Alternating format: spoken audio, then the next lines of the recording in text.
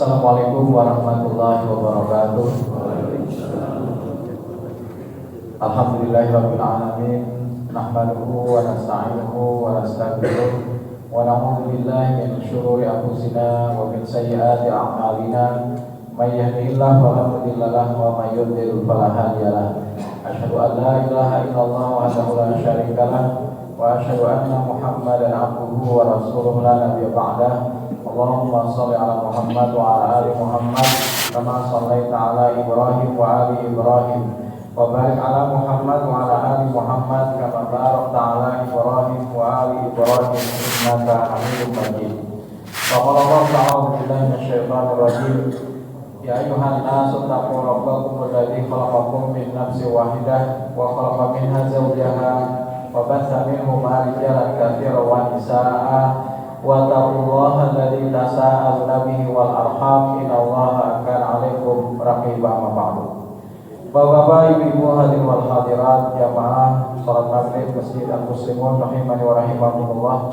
Puji dan syukur marilah bersama-sama kembali kita panjatkan kehadiran Allah Subhanahu wa taala atas limpahan segala nikmat dan karunia-Nya, hidayah serta petunjuknya jualah. Jika berkesempatan di malam hari ini kita sudah berada di tanggal 11 bulan Dzulqa'dah 1443 Hijriah. Semoga Allah senantiasa meletakkan hati kita dalam ketaatan-ketaatan kepadanya. Ya muqallibal qulub, tsabbit qalbi atau tsabbit qulubana ala dinik.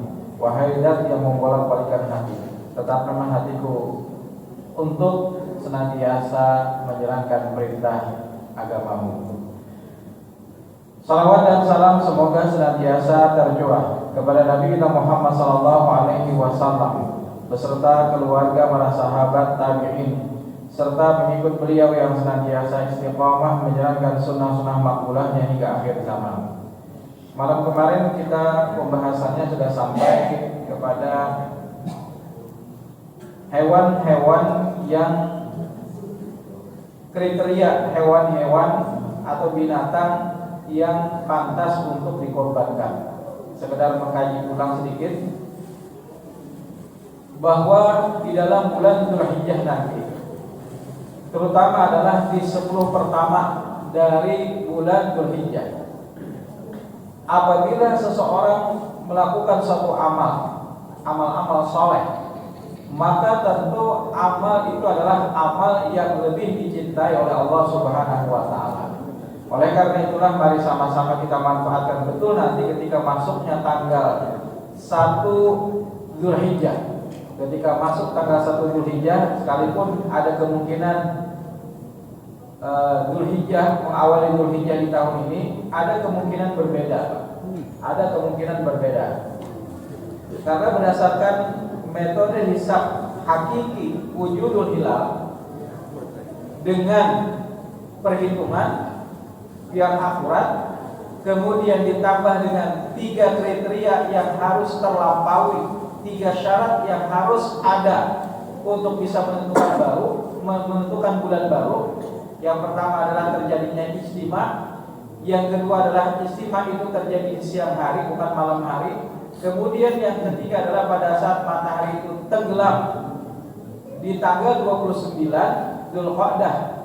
Hilal sudah berada di atas ufuk, mau berapa derajat pun posisinya, mau 0,1, mau 1 derajat, mau 2 derajat atau seterusnya. Yang penting pada saat matahari itu tenggelam, hilal atau bulan baru itu sudah berada di atas ufuk. Ibarat kita menendang bola, ketika lewat garis gawang, lewat sedikit aja Pak, maka pasti dinyatakan gol oleh wasit, walaupun hanya lewat sedikit saja. Pas garis lewat bola itu, maka sprint tandanya masuk. Nah begitu juga pada saat berapa derajat pun, ketika matahari itu tenggelam di tanggal 29, kemudian munculnya hilal atau juga bulan baru entah 1 derajat tadi, maka itu sudah menandai bahwa malam hari itu sudah masuk bulan baru. Nah di tahun ini Dzulhijjah kemungkinan berdasarkan hisab hakiki wujudul hilal itu hanya sekitar 1 derajat Pak, 1 derajat, kemudian 58 menit. Nah, 1 derajat 58 menit. Berapa detik ya? Sampai ke detiknya itu bisa kita lihat.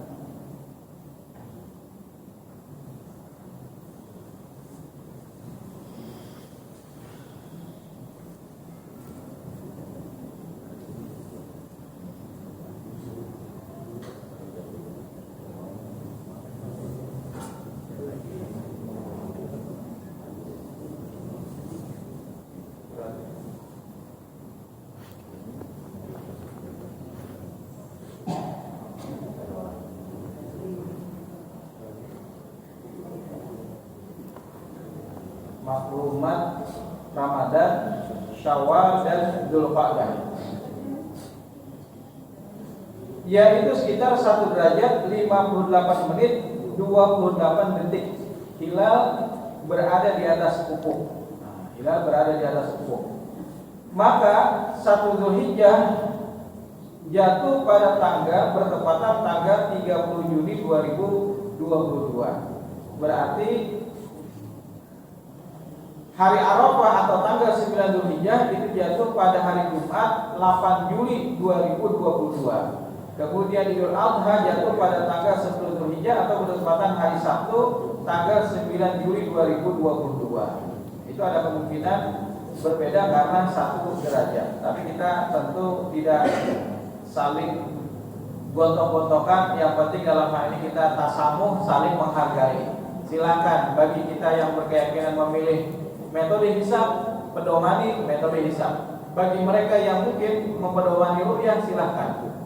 Nah, adapun ternyata misalnya terjadi perbedaan antara penetapan wukuf di Padang Arafah dengan tanggal 9 Dzulhijjah puasa Arafah, maka tidak mengapa Pak.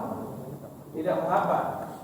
Jadi sekalipun misalnya orang wukuf di sana berdahulu misalnya atau berduri, ternyata di Indonesia itu sudah menurut metode hisab itu sudah bertepatan tanggal 9 Dzulhijjah, maka yakin hendaknya kita melaksanakan ibadah puasa sunnah, yaitu puasa Arafah. Memang terjadi ikhtilaf, perbedaan di kalangan para ulama memahami hadis Nabi. Yang dipahami atau yang dijadikan dalil sama Pak, tapi pemahaman itu yang berbeda antara dua kelompok besar para ulama. Kelompok pertama memahami Shaumu yaumi Arafah, puasa di hari Arafah. Nah, kelompok pertama memahami bahwasanya puasa Arafah itu adalah puasa yang berkenaan dengan atau terkait dengan momentum wukufnya para jamaah haji di Mekah. Jadi kelompok pertama mengatakan bahwa yang namanya puasa Arafah itu lekat dengan momentum wukufnya para jamaah haji di Arafah. Itu kelompok pertama. Sementara kelompok kedua mengatakan bahwa yang dimaksudkan dalam hadis Nabi itu shaumu yaumi Arafah itu tidak melekat kepada momentumnya, tetapi kepada yaitu adalah zaman. Zaman itu artinya waktu, Pak. Jadi huruf zaman yaum itu menegaskan kepada makna bahwasanya yang dimaksudkan oleh Nabi itu adalah hurufuz zaman, harfuz zaman, yang menunjukkan bahwa yang namanya itu melekat kepada waktu, bukan momentum pelaksanaan wukufnya. Jadi terjadi perbedaan di dalam memahami. Kalau misalnya Nabi mengatakan puasalah kalian ketika jamaah haji itu wukuf di Padang Arafah, selesai masalah. Tidak muncul lagi perbedaan.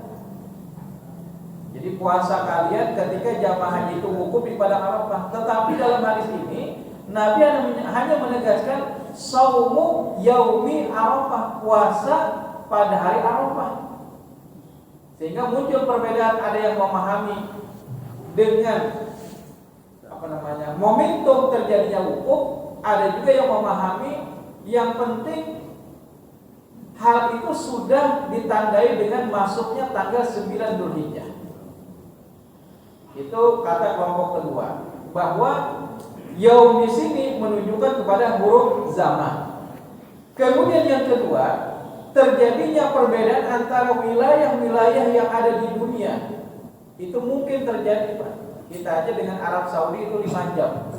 Ada daerah lain yang beda dengan Arab Saudi 10 jam. Ada juga daerah lain yang beda dengan Arab Saudi 12 jam. Masing-masing beda, Pak. Sehingga tidak bisa kita mengaitkan yang namanya puasa itu hanya kepada momentum terjadinya wukuf. Karena tadi misalnya 24 jam bedanya dengan Arab Saudi. Di sana sudah melaksanakan, sementara di sini belum masuk tanggal 9 Dzulhijjah. Itu bisa terjadi. Kemudian alasan yang ketiga bagi kelompok yang kedua tadi apa? Nabi menuntunkan puasa Arafah itu jauh sebelum beliau melaksanakan ibadah haji, Pak. Berarti belum ada lagi orang haji, belum ada lagi orang wukuf. Karena Nabi melaksanakan haji itu hanya 1 kali dalam seumur hidup beliau, yaitu adalah haji wada, haji terakhir menjelang detik-detik kematian beliau. Dan itu hanya beliau lakukan sekali. Sementara Nabi dan para sahabat itu sudah melakukan yang namanya puasa Arafah sebelum beliau melaksanakan haji wada. Berarti pada saat itu belum ada lagi orang wukuf. Belum ada lagi orang wukuf di sana. Sementara Nabi SAW sudah mensyariatkan untuk melaksanakan puasa sunnah ini. Kemudian yang keempat, yang namanya puasa Arafah itu bukan bagi orang yang berhaji. Kalau misalnya puasa Arafah itu bagi orang yang berhaji, maka ketika mereka wukuf puasa mereka. Tetapi puasa Arafah ini adalah bagi seluruh kaum muslimin yang pada saat itu tidak sedang melaksanakan ibadah haji. Dan ini terangkum dalam beberapa hadis Nabi SAW. Misalnya dari Ummu Fadl, Ummul Fadl binti Harith, dari Ummu Fadl binti Harith. Ketika itu orang-orang berbantah-bantahan ketika di hari Arafah tentang Nabi puasa. Ada aja. Sebagian mengatakan Nabi puasa, sebagian lain mengatakan ketika Nabi wukuf pada Arafah Nabi tidak berpuasa. Lalu Ummu Fadl mencoba untuk menyuguhkan susu, semangkok susu kepada Nabi SAW. Kira-kira Nabi puasakah? Ada pada saat di hari Arafah karena sedang melaksanakan ibadah haji. Ternyata pada saat itu ketika Ummu Fadl mengirimkan semangkuk susu kepada Nabi, maka beliau pun berhenti di atas unta beliau, maka beliau meminumnya. Hadis riwayat Bukhari dan Muslim. Nah, ini menegaskan bahwa ketika Nabi wukuf, Nabi tidak berpuasa, dan puasa Arafah itu tidak bagi orang yang berhaji atau tidak bagi orang yang sedang berwukuf. Tapi yang melaksanakan ibadah puasa Arafah itu adalah mereka yang tidak sedang melaksanakan ibadah haji. Kemudian di dalam hadis yang lain misalnya dari Maimunah radhiyallahu anha an-nas syaku fi siyamin nabi. Orang-orang berbantah-bantahan atau berselisih tentang puasakah Nabi yauma Arafah, pada hari Arafah. Fa arsalat ilaihi bihilabin, maka pada saat itu disuguhkanlah semangkuk susu kepada Nabi sallallahu alaihi wasallam wa huwa waqifun fi mawqifi. Nah, pada saat itu beliau berhenti pada tempat pemberhentian. Maksudnya beliau di atas kendaraan atau unta beliau, lalu beliau berhenti, fasyariba minhu, lalu beliau minum. Wan nas yanzuruna, dan orang-orang sekitar akhirnya mengetahui, melihat bahwa pada saat itu Nabi sedang wukuf, Nabi tidak sedang berpuasa. Bapak-bapak, ibu hadirin hadirat rahimakumullah. Oleh karena itu, jika nanti terjadi perbedaan, misalnya jamaah haji sudah wukuf di sana, misalnya sudah wukuf, sementara di sini belum masuk tanggal 9, maka kita berpegang kepada sudah masuk tanggal 9 atau belum. Tapi bisa juga antara kita dengan Arab Saudi kemungkinan bisa juga sama. Nah itu ada kemungkinan beda. Tahun 2018 lah, 2018 Muhammadiyah dan pemerintah menetapkan bulan Dzulhijjahnya sama, tapi ternyata Arab Saudi hukumnya beda. Nah, jadi Arab Saudi sudah hukum, sementara Muhammadiyah dan pemerintah belum menentukan masuknya tanggal 9 Dzulhijjah pada saat itu terlebih bahasanya. Nah tahun ini wallahu a'lam apakah nanti bersamaan dengan Arab Saudi hukumnya masuk tanggal 9 Dzulhijjahnya atau tidak. Tapi kita berpegang ketika tanggal 9 Dzulhijjah itu sudah sampai atau sudah masuk, maka dituntunkanlah bagi kita untuk melaksanakan puasa Arafah. Nah, yakin saja Pak, kalau secara ragu-ragu di sana aja orang sudah hukum, kenapa kita belum puasa misalnya. Jadi yakin saja ketika tanggal 9 Dzulhijjah itu masuk, maka puasalah. Kemudian wilayah mana sudah masuk atau tidak, yang penting pada saat kita berada di Indonesia, maka Indonesia lah yang kita pegangi. Karena wilayah seluruh dunia itu bisa jadi terjadi perbedaan antara satu dengan yang lain, baik itu hanya beberapa jam atau bahkan juga bisa sampai puluhan jam. Misalnya ada sampai 10, 20 dan seterusnya. Bapak-bapak Ibu hadirin hadirat rahimakumullah, melanjutkan pembahasan kita pada pertemuan di Masjid Amin Abdullah malam tadi, yaitu tentang kriteria hewan kurban yang mulai dikurbankan. Kita lanjutkan, yaitu adalah terkait dengan hewan yang dikurbankan. Sekurang-kurangnya dalam satu keluarga itu 1 ekor. Nah, 1 ekor kambing itu sekurang-kurangnya. Tapi kalau misalnya pian hendak berkurban seikungan sapi, silakan, tentu lebih bagus lagi. Karena mungkin sebagai rasa ungkapan syukur kita, lalu kita hendak seikungan sapi, silakan. Tapi sekurang-kurangnya dalam satu keluarga 1 jiwa. Nah, maka setelah itu ketika kepala keluarga berniat untuk melaksanakan kurban di tahun itu, niatkanlah kurban pian itu untuk pian dan seluruh keluarga pian. Misalnya pian berkurban tahun ini sebagai kepala keluarga, maka niatkan Pak, kurban pian itu adalah untuk pian dan seluruh keluarga pian yang ada dalam rumah itu, supaya semuanya mendapatkan pahala yang sama. Itu penting bagi kita untuk meniatkan. Ya, kada perlu misalnya berpindah-pindah ngaran, cukup ngaran pian aja seikung selesai sudah. Yang insya Allah istri juga menerima pahalanya, anak-anak juga akan menerima pahalanya.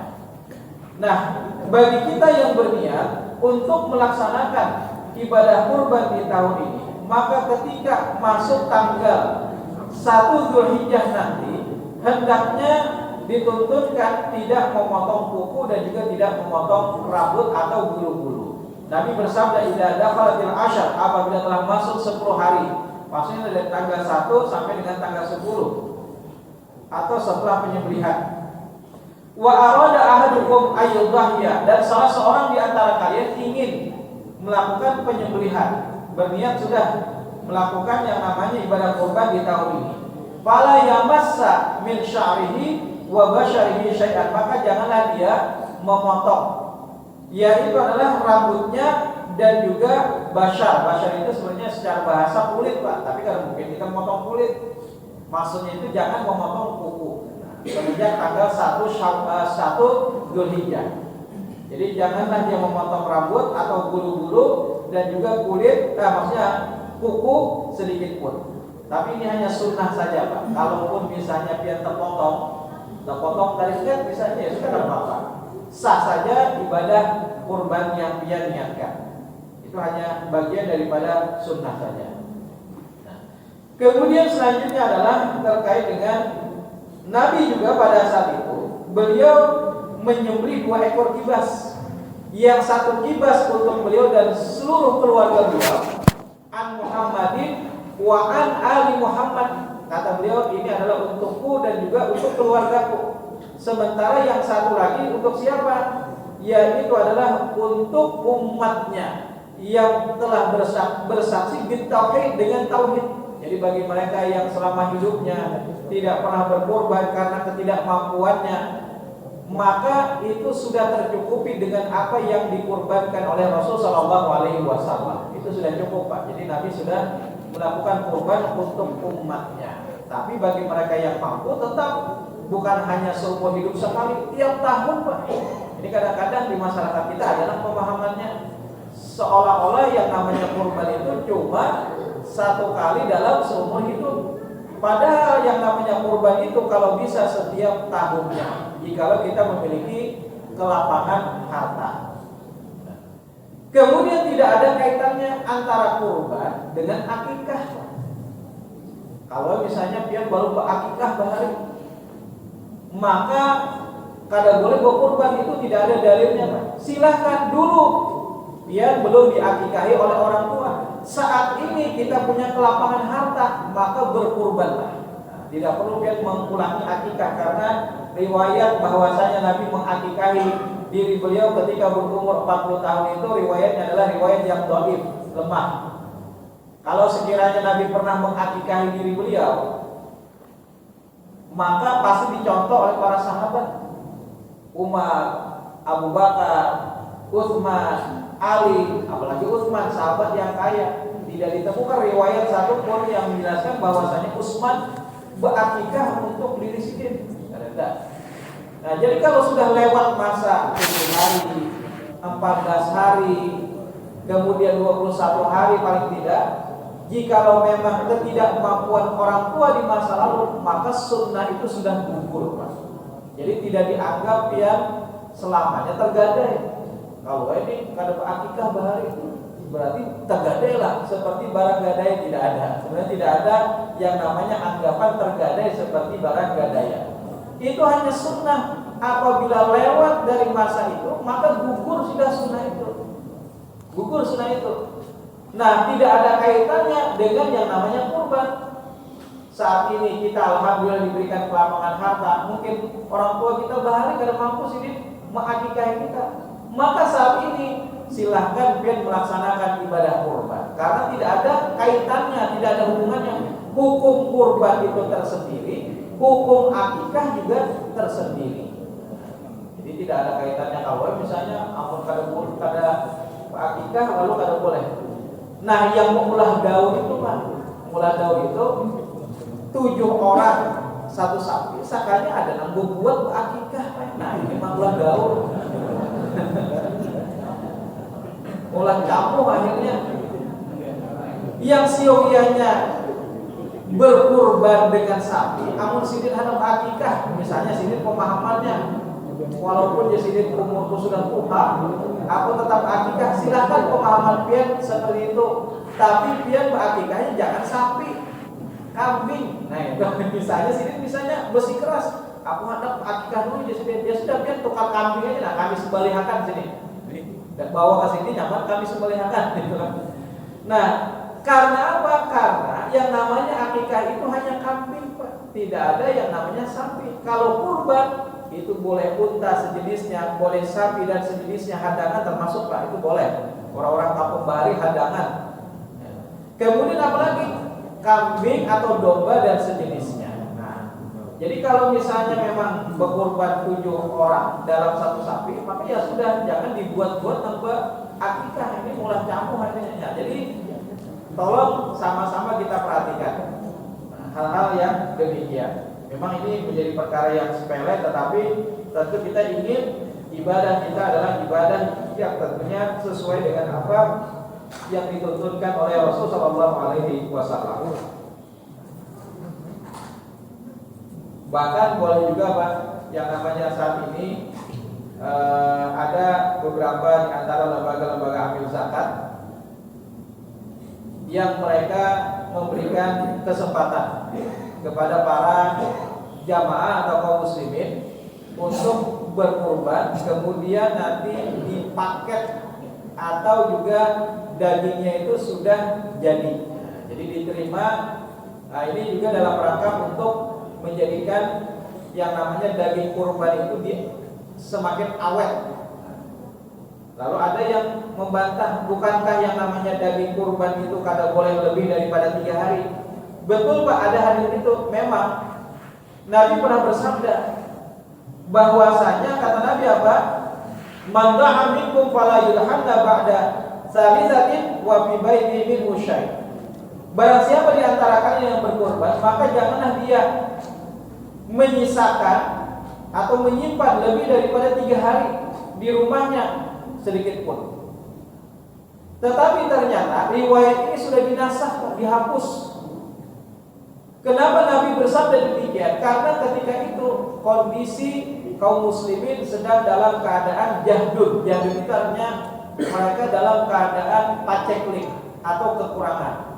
Nah, di tahun berikutnya ada sahabat yang bertanya, ya Rasul, naf'alu kama fa'alna amal madi, apakah kami boleh, apakah kami juga melakukan sebagaimana yang telah engkau perintahkan di masa lalu atau tahun kemarin, yaitu kami tidak boleh menyimpan lebih daripada 3 hari. Kemudian apa kata Nabi?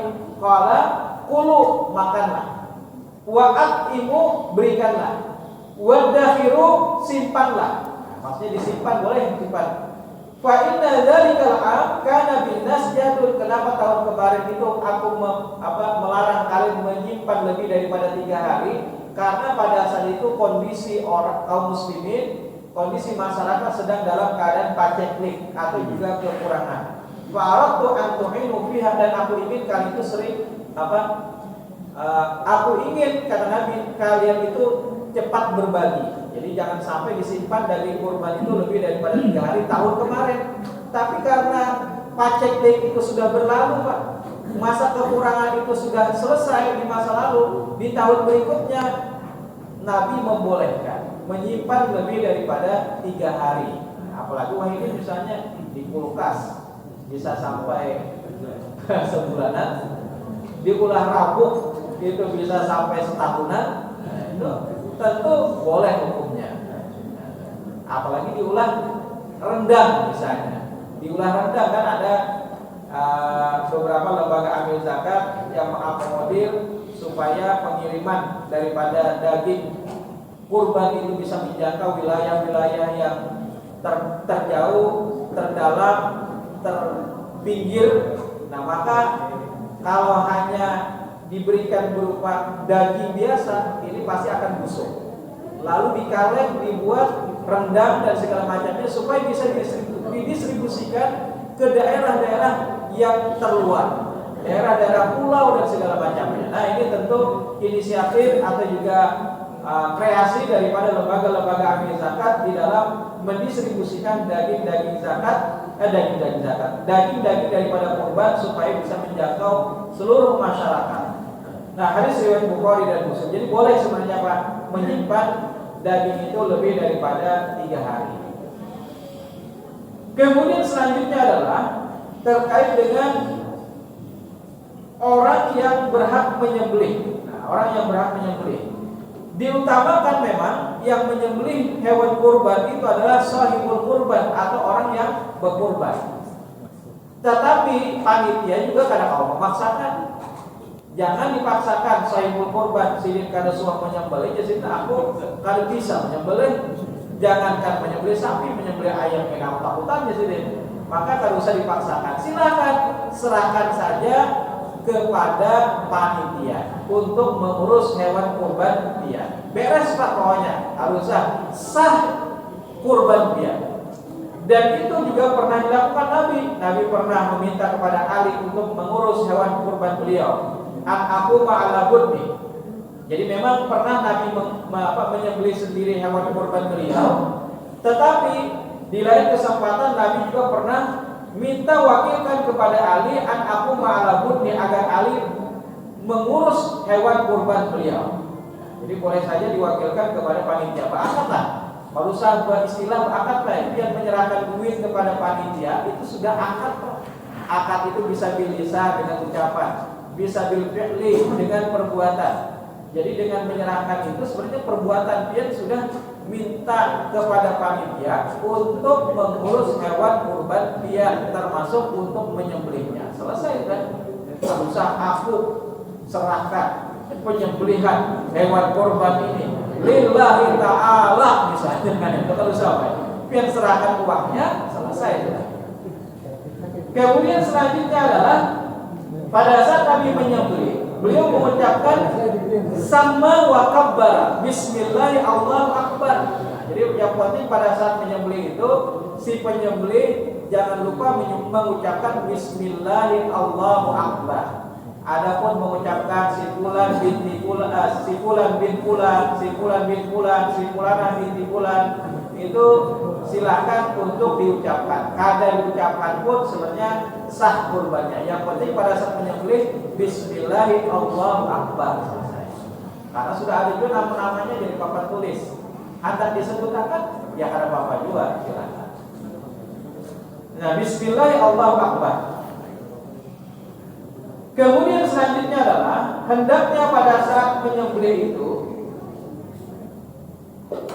dengan adab, jadi jangan sembarangan.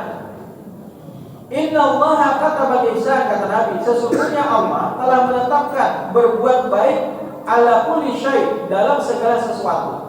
Berbuat baik dalam segala sesuatu. Fa idza qataltum fa ahsinul qitlah, apabila kalian membunuh hendaklah dengan cara yang baik. Wa idza dzabhtum fa ahsinul dzabha, apabila kalian menyembelih maka sembelihlah dengan baik.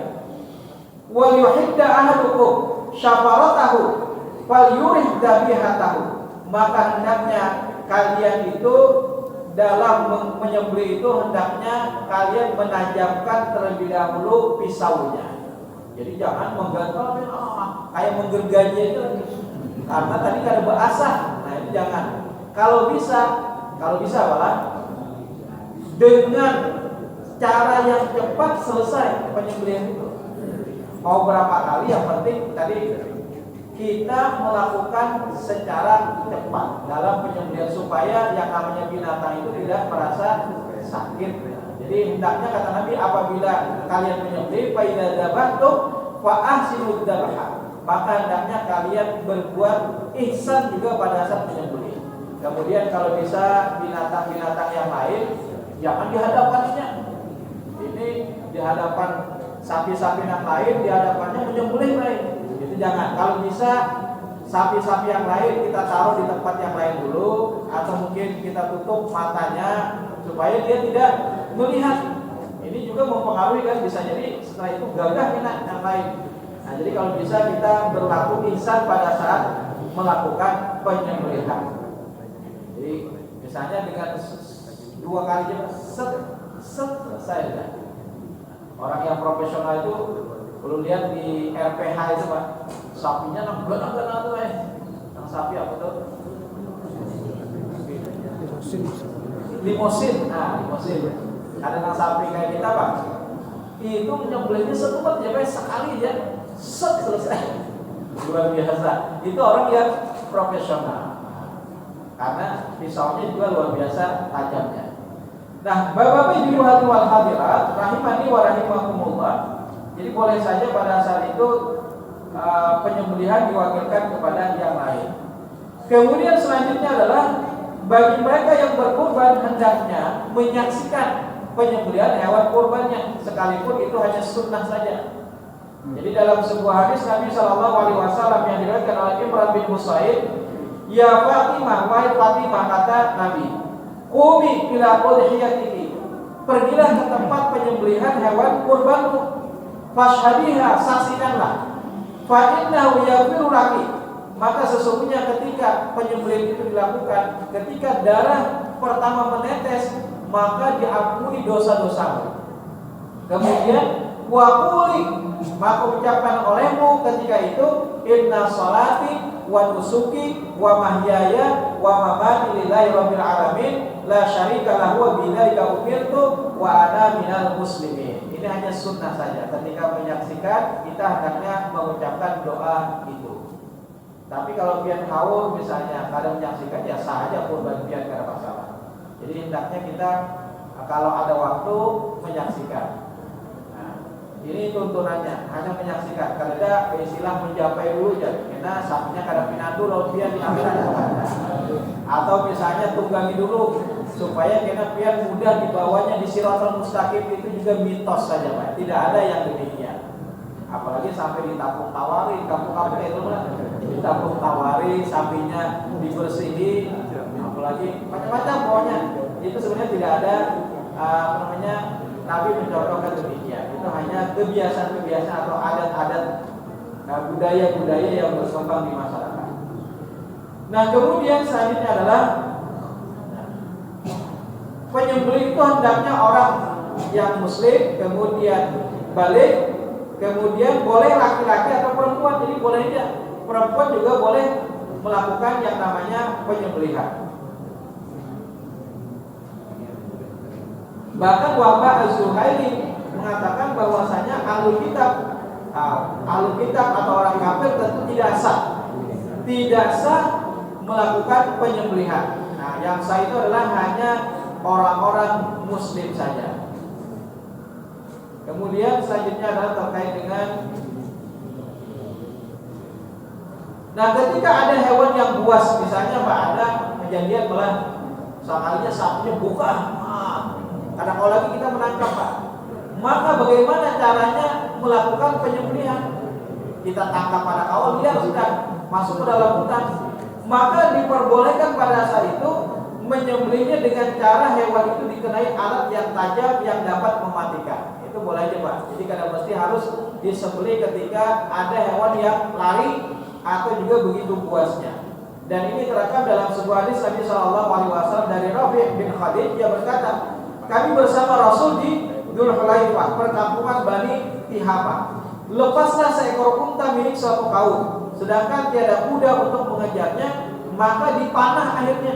Unta itu dipanah untuk menahannya atau membunuhnya. Kemudian Rasul SAW bersabda, sesungguhnya binatang itu mempunyai sifat buas, sebagaimana buasnya binatang liar. Maka apapun yang kamu dapat lakukan terhadap binatang itu, maka tempuhlah. Jadi dengan dipanah itu sebagai cara untuk melakukan penyembelihan terhadapnya. Maka sah. Jadi setelah dipanah misalnya mati, maka itu sudah sah dianggap sebagai penyembelihan. Asal pada saat melepaskan panah itu kita mengucapkan Bismillahirrahmanirrahim Allahu Akbar. Kalau memang liar, kalau memang ada kejadian seperti itu. Kemudian selanjutnya adalah pada saat menyembelih hendaknya dihadapkan ke arah kiblat. Hendaknya pada saat menyembelih kita mengarahkan ke arah kiblat. Kemudian selanjutnya adalah ketika menyembelih ucapkanlah Bismillah Allahu Akbar. Saudara. Lagi pembahasan yang lain, doa tadi sudah. Pembagian daging kurban. Pembagian daging kurban. Terkait dengan pembagian daging kurban sebenarnya sudah dituntunkan oleh Allah dalam surah Al-Hajj ayat 36. Dalam firman ini Allah menjelaskan, "Wal budda ja'alnaha lakum min sya'airillahi lakum fiha khair." Dan telah kami jadikan untuk kamu unta-unta itu sebagai syiar Allah. Fiha khair, yang di dalamnya ada kebaikan Pak. Jadi luar biasa. Kalau dibandingkan dengan sedekah biasa Pak, dengan jumlah nominal yang sama, maka lebih mulia berkurban Pak. Jadi misalnya pian ada uang 2.500.000, kurban harganya juga 2.500.000 misalnya. Mana yang lebih utama? Maka lebih utama berkurban. Itu lebih utama berkorban. Bahkan kalau pian misalnya ada duit saat ini, tapi ada terkunjungnya duit pian bulan September akan datang, ada orang bayar hutang di sini. Nah, sementara panitia sudah membatasi waktu terakhir pembayaran pertengahan Juni ini misalnya. Nah, kayak apa nih? Padahal pian hendak pada berkorban. Maka pada saat ada memang sesuatu yang bisa pian bayarkan nanti, maka pada saat itu pian boleh berhutang terlebih dahulu kepada orang lain. Itu saking inginnya mendapatkan kebaikan pada ibadah kurban. Fiha khair, Allah telah menjelaskan ini. Fadhkurus Allah 'alaiha sawafa fa idza wajabat junubuha. Nah, ketika hewan itu telah mati, nah maka itu Pak, hati-hati ya pada saat kita menyembelih, jangan dulu dikuliti Pak. Sebelum nyata betul hewan itu sudah mati karena penyembelihan. Jangan sampai baru lagi masih bergarap-garap sudah ada nakas supaya panitia menguliti. Nah, khawatirnya nanti matinya itu bukan karena penyembelihan, tetapi karena pengulitan. Nah, maka itu kita hati-hati setelah nyata kita lihat di matanya, kemudian di apa yang misalnya buntutnya. Nah, itu sudah bisa dipastikan hewan itu mati, baru setelah itu kita kuliti. Faida wajabat junubuha, apabila hewan itu telah roboh atau mati, fakulu minha, maka makanlah oleh kalian sebagiannya. Jadi shahibul kurban itu boleh mendapatkan sebahagian daripada bagian kurban. Tapi kalau misalnya di sini aku kadang hendak, di sini aku bari kerja, silakan. Tapi kalau misalnya memang sidin hendak, silakan, ada bagian dari shahibul kurban. Cuma jangan memilih yang baik-baik. Apa yang sudah dipilihkan panitia itu Bang sudah diterima. Jangan aku di sini kena hatinya lah, aku kena hendak khasnya. Ini macam-macam permintaan. Itu jangan. Apa yang sudah ditentukan panitia itu Bang sudah diterima. Karena apa? Karena itu adalah bagian daripada ibadah kita kepada Allah Subhanahu wa taala. Fakulu minha, makanlah sebagiannya. Begitu juga ketika misalnya hewan kita di kelompok misalnya 2, misalnya kelompok 2 ini sapinya terkurus dibandingkan kelompok lain. Jangan berpandir di belakang, mereka kasihan panitia sudah mencariakan kemarabahan, kepelihari, sudah survei kemana-mana, sudah bagus, sudah dipilihkan. Ini kadang-kadang ada di antara jamaah yang berpandirnya di belakang. Kenapa? Jangan sampai kelompok kami ya, maka biasanya sama, terkurus dibandingkan kelompok lain. Jangan sampai demikian. Pokoknya apa yang sudah dilakukan oleh panitia secara maksimal, maka insya Allah itu akan menjadi ibadah kita kepada Allah Subhanahu wa taala. Yang penting bayarnya sama. Kecuali kalau misalnya ada beda. Nah, hendak bagus lagi, misalnya 3 juta, yang biasa-biasa 2.500.000. Nah, itu tentu pahalanya beda. Tapi kalau misalnya sama aja 2.500.000, kebetulan saja sapi dia tak kurus sedikit dah dibandingkan sapi kelompok lain, maka jangan kita terlalu mempermasalahkan. Yang penting kita ikhlas melaksanakan ibadah tersebut. Kemudian yang kedua, untuk siapa? Wa atimul qani', yaitu adalah berikanlah sebagiannya untuk orang-orang yang tidak meminta-minta. Jadi orang-orang yang ada di sekitar masjid, sekalipun mereka bukan termasuk orang yang fakir dan miskin, maka silakan kita berikan kepada mereka. Bolehlah misalnya diberikan kepada tetangga yang kebetulan non muslim. Kalau memang yang muslim itu sudah tercukupi, sementara masih ada, silakan, tidak ada larangan. Tidak ada larangan. Jadi orang yang disebutkan dengan qani' yang tidak meminta-minta itu termasuk juga baik yang muslim atau juga yang non muslim. Cuma yang diperhatikan utama itu yang muslim dulu. Kalau misalnya sudah tercukupi, baru kita bagikan kepada yang lain. Kemudian wal mu'tar. Nah, mu'tar ini bagi orang yang meminta-minta atau orang-orang yang fakir miskin. Nah, itu juga mendapatkan bagian. Jadi 1/3. Berapa ukurannya? Nah, itu terserah panitia aja, Pak. Misalnya nang pengurban dapat sekian, yang bon biasa dapat sekian. Itu tidak ada aturan khusus di dalam Al-Qur'an maupun hadis Nabi. Yang penting Al-Qur'an menegaskan 3 bagian ini. Mau berapapun bagiannya itu tergantung kebijaksanaan para panitia. Yang penting tadi semua orang mendapatkan bagiannya. Mau berapa on kan? Ada sebagian masjid yang mungkin setengah kilo kan? Nah, ada juga. Ada yang cuma 3 on, ada juga. Masing-masing beda-beda tergantung kepada mungkin perhitungan berapa bon yang dibagikan. Terserah aja, itu tidak ada aturannya. Yang penting 3 bagian ini terbagi, tercukupi. Nah, bolehlah bagian juga yang menyembelih sedikit lagi, yang menyembelih itu diberi upah atau yang menyembelih itu diberi upah, boleh. Tapi jangan diambilkan dari bagian kurban, Pak. Kalau bisa upahnya itu diambilkan dari harta kita yang lain. Jadi kalau boleh diambilkan dari bagian kurban, misalnya kulit jika menyembelih karena dapat kulit, upahnya itu kada boleh. Atau ikam menyembelih karena ikam dapat kepala, upahnya itu ada boleh. Nahnu nu'tihi min indina, kami memberikan upah kata Ali kepada tukang penyembelih itu dari harta kami yang lain. Jadi misalnya 2.500.000 itu total 7 orang membeli 1 ekor sapi karena harganya misalnya 17.500.000. Nah, lalu panitia ingin menambahkan, misalnya beli plastik tahun ini berapa misalnya. Kemudian nukar daging tahun semalam hilang sebuting. Kemudian maasah lading-lading sudah banyak anggota.